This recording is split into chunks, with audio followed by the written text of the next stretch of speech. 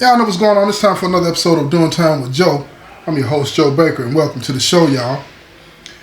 What happens when a dream gets shot in the chest? When a vision bleeds out on the pavement? Joe tried to change the game, rewrite the rules, but the streets don't honor that. It's only power, blood, loyalty that the streets honor. And that night, somebody decided Joe didn't deserve none of that. Let me take you back for a minute, to when the smoke cleared in the last episode, y'all. You know that sound that the machines make when you're in the hospital or somebody in the hospital, that beep, beep, beep. The sound that the machines are making, that's what's monitoring that person's heart, right? Joe's strapped up to the machine and his monitor's beep, beep, beep. He opens his eyes and he's looking up, and right, everything is white. The air is stale, he's feeling the pain and all this, and then he's thinking, am I in the hospital? Am I dead? And he's looking around and it's too quiet. This can't be no hospital. Because at a hospital, you can usually hear some commotion going on somewhere or a nurse in and out of the place or whatever the case may be. But when he woke up, everything was silent.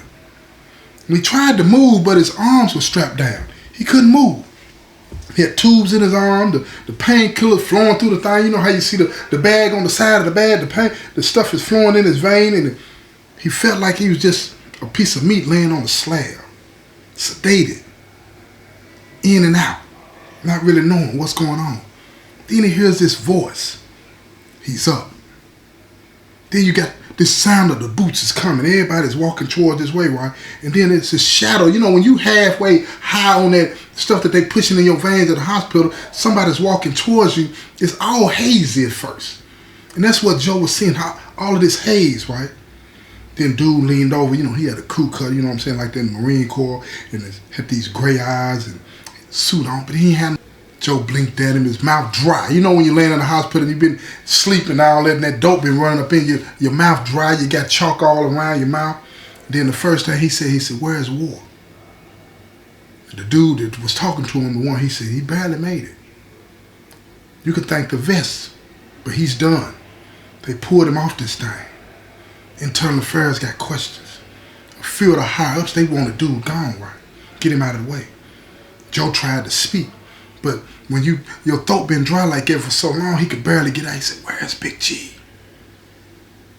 Dude told him he gone. No ID, no nothing. His car was dished on Shelby somewhere. Gone like a ghost. Don't nobody know where Big G at. Then the machine started spiking again. Beep, beep. Then the dude said, relax, chill, relax. He said, you're in a secure facility, man. Not on record. Don't nobody know nothing about this location. He told him your friend War set this up before he got transferred. Called in one last favor. Joe swallowed. Who shot me? The man looked at him with one of them cold looking smiles. He said, that's what you gonna tell us. Now, he passes out. That 3 days done passed, right? The drugs are starting to wear off. The wounds, though, they don't go nowhere when the drugs wear off. Joe sat up in the bed, his arms stitched, ribs bandaged, and had this hard look on his face from that pain. You got to make that face when you're getting up right then. A nurse, she came in with some oatmeal. Here he comes. This dude comes in. It's one of them carriers, right? He got this manila envelope, and he just dropped it on his lap. From Warrington. Inside, he opened it up. He saw a flash drive and a handwritten note. That's what the note said. I can't protect you no more, but I can still arm you. The answers you're looking for, they've been hiding in plain sight. The snake's in your circle. Start with the one who never stacks nothing but words. You'll know when you see it. Make it count, though. War. Joe loaded up the flash drive into a laptop that courier had bought into him. He snuck it into him, right? He had video, audio, text, phone logs, everything, right? Everything. The first name that popped up on the junk was Stax. Stax had been talking to someone tagged Yellow Hat. Don't nobody know who that is. Coded messages. He didn't listen. G, let us handle it. That was the message. And Tank had these bank deposits coming in from everywhere. He had these Shell LLC, a community center last spring. Remember that? Then you got Trayvon. Had no records, nothing. but his GPS had pinged 2 hours before the hit at the scene.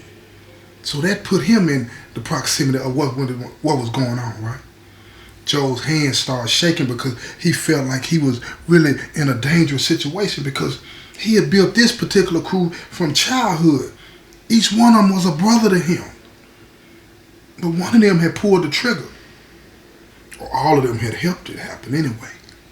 Planned it some kind of way, been a part of it, participated in it. Now he flashes back. He starts to reminisce and he's thinking about all of his old friends, Joe, Trayvon, Stax. They all ran dice game together in the back alley on Whitmore Projects. Y'all remember that? Now the OGs, they used to laugh at him. Call him the Cub Club, you know what I'm saying? Because, you know, Cubs is a little bit of thing. But Joe ran it like Wall Street, y'all. He knew exactly what he was doing. You understand what I'm saying? He kept notes, split the profit. He even taxed them when they was late. Trayvon handled the heat. He always had this busted 38, you know what I'm saying, beefs out amongst everybody that might be tripping. But he was so good with his mouth. He was one of them dudes that had that gift of gab. He could talk circles around the grown folks. Everybody liked him for that because he could hold his own at such a young age. Everybody understood what was going on, right? One day, Big G pulled up on him. Now you gotta remember, you know, Joe flashing back. Big G told him, he said, you either got dreams or you got loyalty. You can't have both. That stuck with Joe at that early age. Now all these years later, he tried to prove that quote wrong. He didn't really want to believe that you couldn't have both. And now he had a bullet hole in his side for it. Because he was trying to make something happen in the streets that don't normally happen. They discharged Joe from the hospital. Off the record, of course. In the clinic, off record. In the clinic, and the burn phone, the pain pills and all of that came along on that phone. If you go back out there, they'll finish the job. But Joe didn't care. He didn't care about none of that. He didn't head to his apartment. He didn't call his gal. He didn't check the news. He went straight to Miss Renee's house. The one who ran the old community center down there behind the boxing gym, right?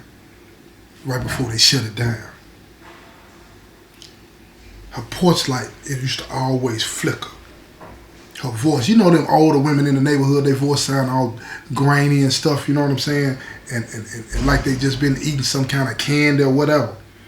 She should have been dead as old as she was, right? But she wasn't. When she saw Joe, she smiled. She hugged him. She said, ain't this a hell of a welcome? She let him in, made him some tea, didn't ask him no questions. He sat down, but she finally got around to sitting down beside him. She said, what now? Joe stared at it, looking into that cup of coffee. I'm done asking. I was asking everybody to come along with me, but they didn't want to come. They all want to buck the asking. One by one. Joe's, he didn't make no calls. He sent out messages. Cryptic, straight at the point. Sent one to Tank. Baytown Holdings, 15 minutes, come clean. Sent one to Stax. Meet me at 9th and Garvey. Bring your loyalty. Sent one to Trayvon. I need to know the truth. You owe me that. Everybody got the message. Everybody got it. He went like he was going to. When he went to the Tank, he didn't bring no gun. He bought a Y. First up, Tank. They made inside the car wash. He was empty though. Joe leaning up against the wall, stiff, hurting and all this and that. Putting on that he's straight, but you know, he's alive. That's all he can say. But he got to put this front out like he ready. Tank pulled up in that black Charger, just boom, it. Thing was popping. Hopped out with a thick chain around his neck with them Versace shades on, looking at him.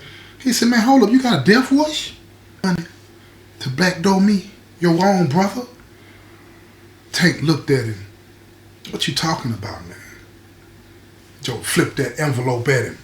Fell right at his feet. He said, man, look inside of that. Look in it. Tank opened it up. He saw the screenshot, the transfers, the share comment. He saw all of it. He didn't say a word. He's just done. He done with you. He done with you. He told me you were soft. Said you're going to get us all killed trying to be Amazon instead of Al Capone. See, the streets run by a certain code, y'all. Y'all know that. This ain't no corporate boardroom. This is what Joe was trying to get them to understand, that we got to change that. They didn't want to hear that. So Joe stepped towards him, right? Closed that space between them. He said, what about you? You going to be what? The muscle in the fake company? You sold your soul for what? A car note and some dental work? Making you look like you all this and all that? Tank got pissed off at him because he threw that shot at him. Got his fist balled up. Joe lowered his voice. You think this over? Nah. Citywide didn't kill me. It woke me up. Tank hesitated. Then he turned and left. Didn't say a word. Now, the next person he pulled up on was Stax. Stax showed up late. It wasn't nothing common for him. He had all this grin, right? He looking at him and all this and that. The kind that, you know what I'm saying, talks to you in when you going down with the ship, but he still got you thinking that everything gonna be all right. He said, look here, before you say anything, I ain't pulled no trigger. You know, I'm a thinker, I'm not a shooter. Joe looked at him and nodded. So why the text? Why tell Big G to handle me? Stax started laughing at him. He looking at him. He tell him, he said, look, man, you moving too fast. With all the LLCs, the paperwork, the speeches, you gonna get all us Rico'd out. Y'all know what Rico is. It's running a criminal enterprise. You understand what I'm saying? You was making noise in front of people that ain't supposed to know we even exist. All out in the public eye, talking to the mayors and all these different people and stuff like that. Joe stared down at him. He said, so your solution was to bury me? Kill me? Stax looked at him. Better than all of us going to prison? See, that's the hard reality of the streets, y'all. The streets will make you pick one or the other. Inches away from him. Closest he could get to him without touching him. You better pray I never find proof you signed off on that hit. Stax's face changed and looked at him. Or what? What you gonna do? Joe leaned in to him. I'll become the ghost y'all tried to kill. And I'll hunt every move you make. Every move you make. Stax looked at him. He ain't smiling nothing. He walked away, shoulders tight. He was pissed. He really wanted to try him, but it wasn't the time for that. Now, Trayvon. Trayvon, this the one that really mattered to Joe. See, Trayvon and Joe, they grew up together. Same school, eating the same ramen noodles, went through the same beatdowns. They just been through it together. And they met behind the old fire station, where they used to tag walls with their crew name, Black Crown. Trey stood stunned, no nothing. You think I did it? Joe didn't say a word to me, just kept staring. Joe, I was there, Trey told me. But I didn't pull the trigger. I froze. I saw Tank. He loaded it. I saw Stax texting, but I couldn't. I just couldn't. Joe got pissed off, his jaw get tight and all this. He looking at him. I thought we were brothers. Trey stepped up there close to him and tears in his eyes. I tried to stop him, Joe, I swear. I told Big G this was a mistake. We don't need to do this. That you was different. Where is G at? Joe asked him. Trey shook his head. He vanished, man. Don't nobody know. Ain't nobody seen him. But the streets whispering. He waiting, man. He in the cut. When the dust settles, he coming back to finish what he started, man. Joe looked at him, balled up his fist. He said, let him come. Trey looked at him and nodded his head. He said, I ain't with them no more. You say the word and I'm with you. For real. Joe looked at him. But trust? You gotta earn that back. It ain't just like that. 2 weeks later, Headlines read this, y'all. South Memphis nonprofit emerges from gang ties to launch inner city tech incubator.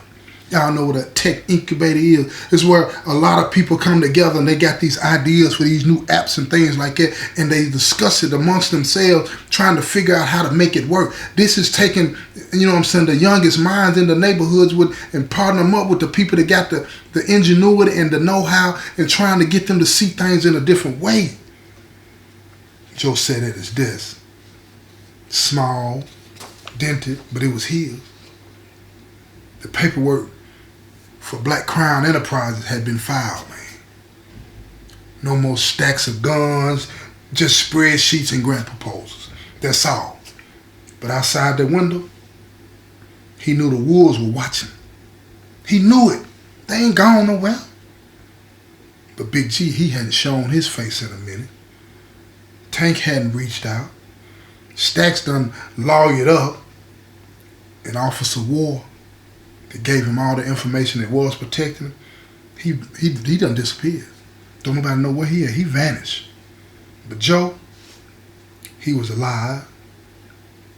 He was still building. And this time, it wasn't just for him. It was for every kid who grew up thinking blood was thicker than ownership. Listen to what I just said, y'all. He was doing this because these kids out there thinking that the blood that they claim to have is thicker than ownership. They got it messed up. See, the people that right there closest to you, when you in them streets, when it comes down to you taking away or them feeling threatened about how they get their bread, they'll turn on you in a heartbeat. Family, foe, whatever. They're trying to survive in the jungle, and in the jungle, to survive, you got to be willing to eat. Now, Joe, he survived the hit. But see, he survived the hit, but he uncovered the betrayal. Now he making the first real move toward building the empire. But it's not over, y'all, not yet. Because when you try to change the rules, the old kings, they come back for the crime. And that's what Joe is finna have his problems. They come looking. They hunting, stalking they prey. And Joe's the prey. They mean business. It's not gonna be easy for him from this point on. But he's up for it. He's ready to do whatever he has to do to push forward and make these realities, these dreams a reality, so that the young kids in his neighborhood don't have to make the same decisions, bad decisions that he made. And if y'all want to know how this turns out, you're going to have to keep tuning in, y'all. This has been another episode of Doing Time with Joe. I'm your host, Joe Baker, and I say peace, y'all. I'm getting so tired.